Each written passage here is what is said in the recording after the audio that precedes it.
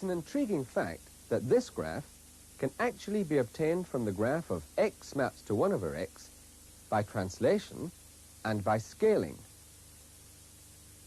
Firstly, translation in the x direction. We take each point on the graph and move it to the left by distance 2.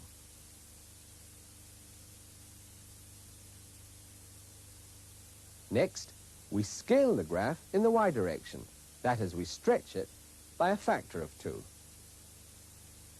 In other words, we take the distance of each point from the x-axis and we double this distance.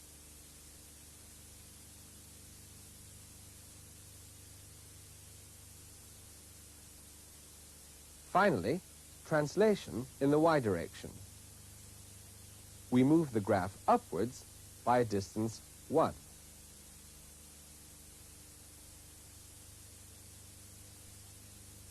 Why did that work? Well, you'll see why in detail in a moment. But you should already know why, or perhaps have a general idea, because we've already dealt both with translations and scaling in the section with the cassette tape, where we concentrated on the effects on the parabola x maps to x squared. So why are we doing it all again with this function? Well, after this second example, you should be doubly prepared for the general rules. And that's what we're leading up to, the effects of transformations on functions in general. And some of the transformations are ones that you haven't met before. And when we've done that, when we've got the general rules, then we'll come back to some specific examples.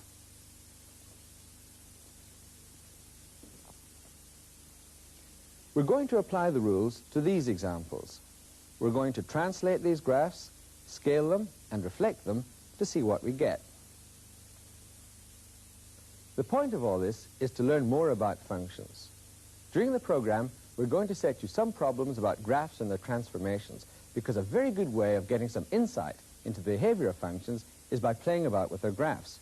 Anyway, that's where we're heading. But let's get back to the specific example that we started off with.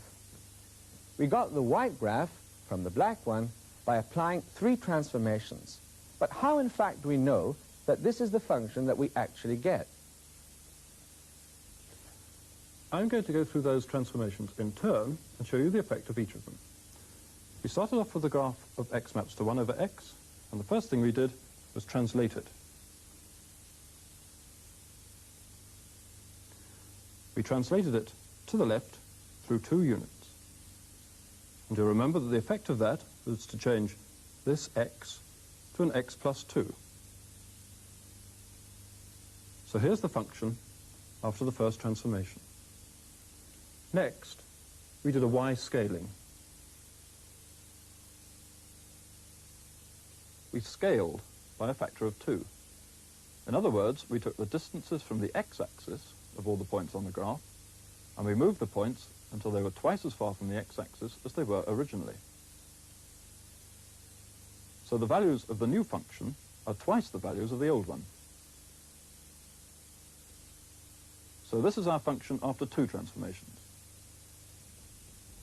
The final transformation was another translation. This one was a translation parallel to the y-axis. We translated up by 1 unit. That had the effect of adding 1 to all the function values, and so we finished up with this function. And that's the same as x plus 4 over x plus 2. Now you can get the graph of any function of this form, one which is a linear factor divided by a linear factor, by applying transformations like that to the graph of x maps to 1 over x. There's one slight complication which can occur. If this had been a minus sign, if I wanted to draw the graph of this function, then I would have had to have put in one more transformation before the final translation. In order to introduce a minus sign here.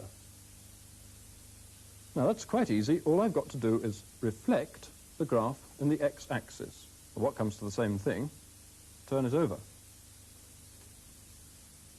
There we are. And that has the effect of changing every positive value to its negative, and vice versa. Well, so far this has really been revision. These are the transformations that we've considered on the function x maps to 1 over x, and actually you've already met them in connection with the parabola x maps to x squared. That's translation in the x direction, translation in the y direction, scaling in the y direction, and reflection in the x-axis. Remember, what we want to do is consider the effect of such transformations on function values in general. Well, we've clearly got two transformations yet to consider, but let's generalize these four first while they're still clear in our mind. So let's consider the effects of these transformations on function values in general. Now, we've chosen to illustrate this with a nice wavy sort of curve because it makes things clear. First, x translation. We'll move the curve left and change the formula correspondingly. A left translation by 1 unit. Now another unit left. Now back again. And now translation to the right.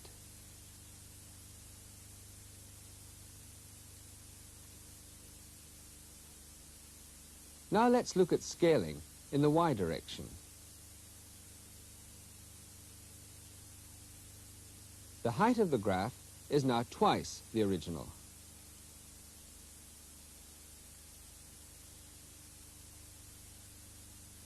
Now to half the original, and so on.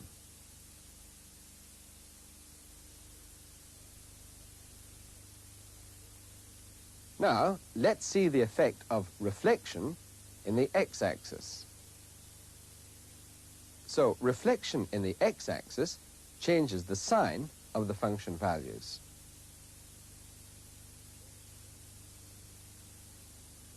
And the fourth transformation is just translation in the y direction.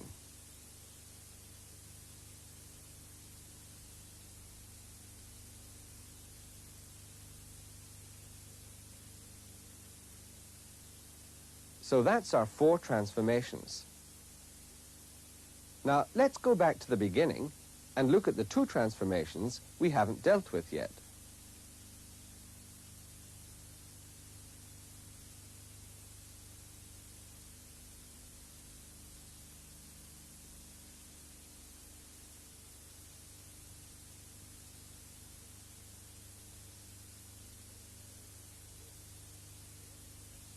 Let's now look at scaling in the x direction. We're going to stretch the graph more and more until its width is doubled.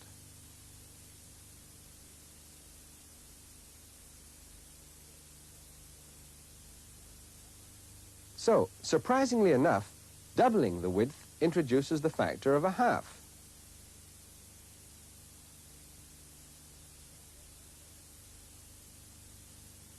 Now let's contract the graph to half its width.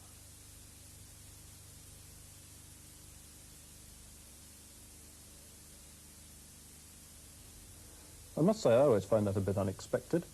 If you scale up, then you introduce a factor of a half. If you squash down, you introduce a factor of 2. Let me try and explain why it works that way. Here's the graph of the function that we started with. Actually, it's related to the sine function, and the first place that it crosses the x-axis is at pi. And here's the function that we finished up with after squashing down by a factor of a half. I'm going to try and explain why this is the graph of x maps to f of 2x. But let me call it g for the moment, and show you that g of x is f of 2x. Let's look at this point. This is the point at which g first crosses the x-axis. That's at pi by 2. And that came from this point before the squashing process. So g of pi by 2 is f of pi. G of pi by 2 is f of twice pi by 2. G of pi by 2 is f of twice pi by 2.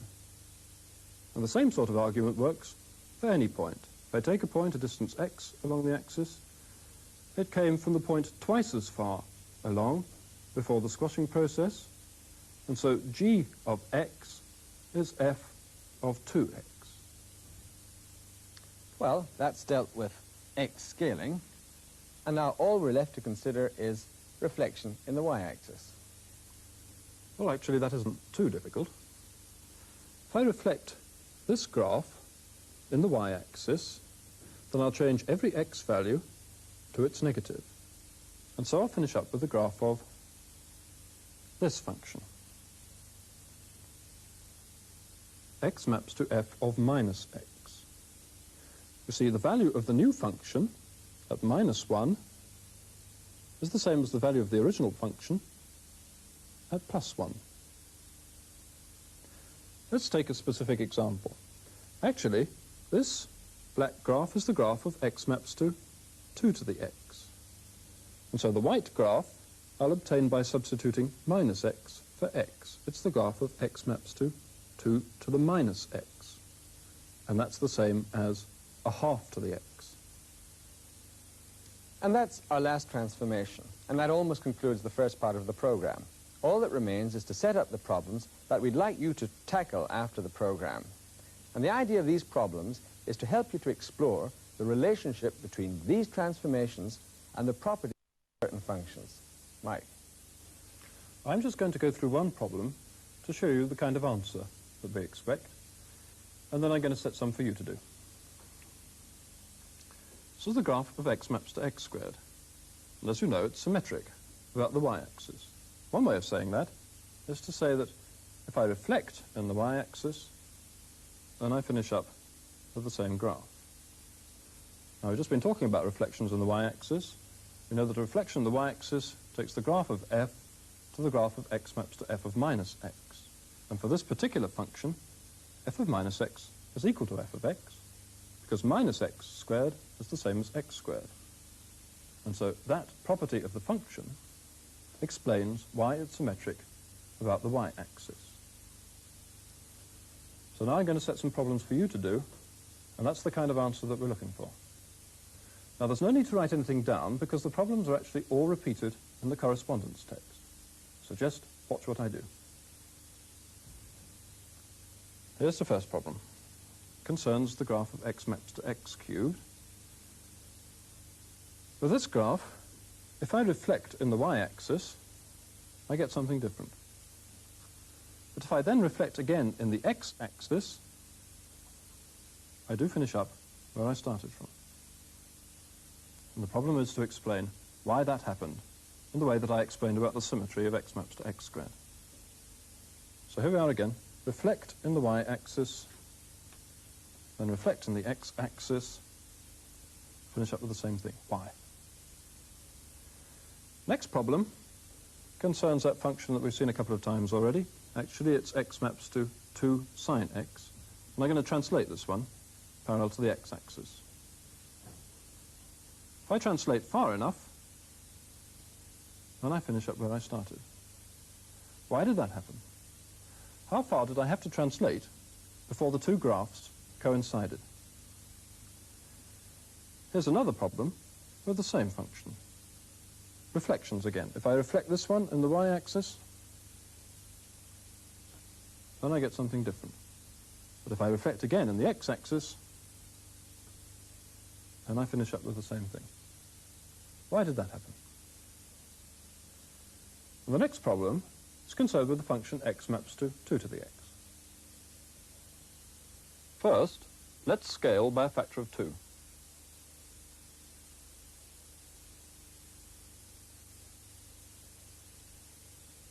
Now, notice what happens when we translate the original graph left by a distance 1. Why did that happen? Why did the scaling and the translation have the same effect for x maps to 2 to the x? Now, here's one more thing for you to think about.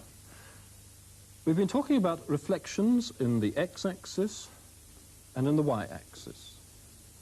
Now, what would happen if we were to reflect in some other line? For example, in this diagonal line. If I reflect this function in that diagonal line, I finish up with this graph. And the question is, what's the relationship between this function and the function we started with? Well, now there's a set of problems for you to reflect upon. Well, for the last part of the program, we're going to go to what seems to be an unrelated topic, but actually it's not unconnected with one of the transformations that we've just been considering. See if you can guess what it is before we tell you. Functions turn up in lots of everyday situations. 4 gallons, please.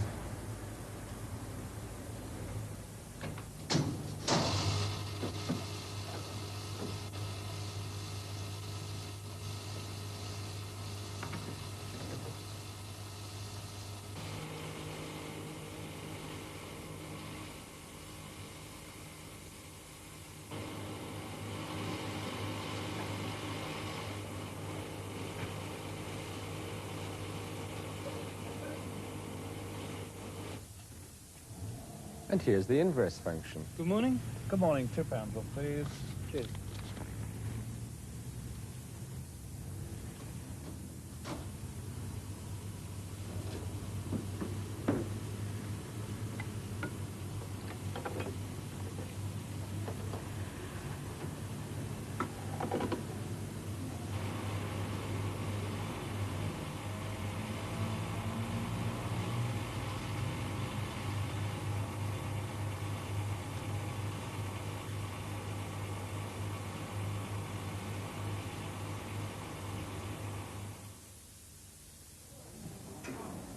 Here's another example. £50 into US dollars, please.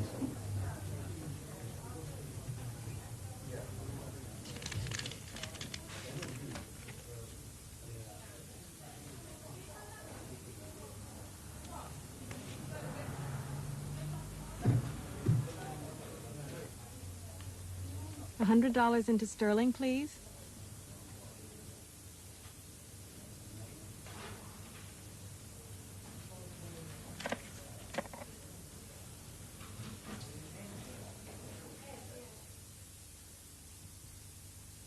Here's a third example.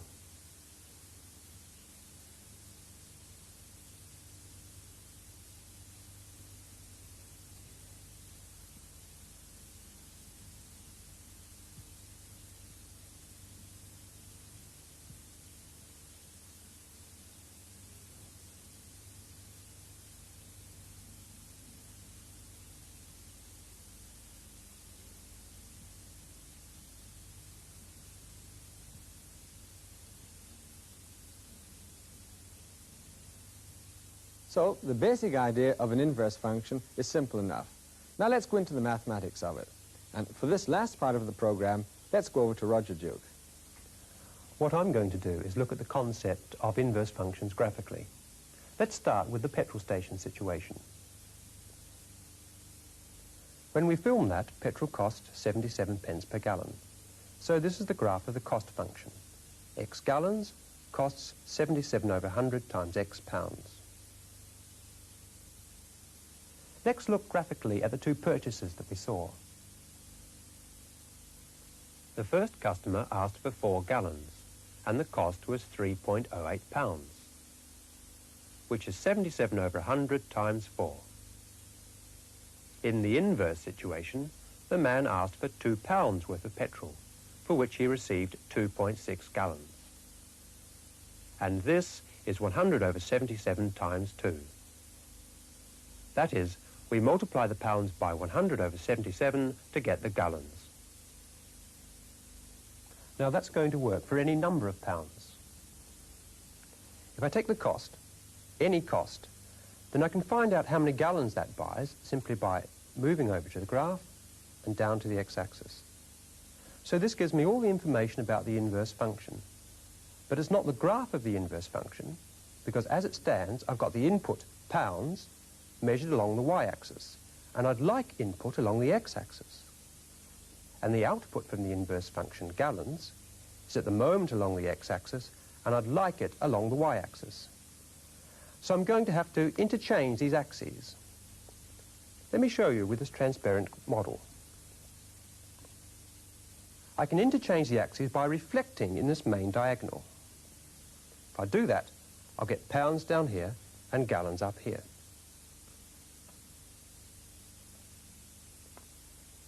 There, the axes are interchanged. And now the point I start with is on the x-axis where I want it, and I can read off gallons in the usual way. And the geometry hasn't changed either, insofar as if I start with any cost, and get gallons in this way, I'll get the same answer, the value of the inverse function, that I would have got before doing this reflection. So this will be the graph of the inverse function. And in this case, it's x maps to 100 over 77 times x. Now this will work for inverse functions in general. Usually, we measure the input along the horizontal axis and read off the function value vertically. But to get the values of the inverse function, I reverse the process. I measure the input on the vertical axis and read off the inverse function value horizontally.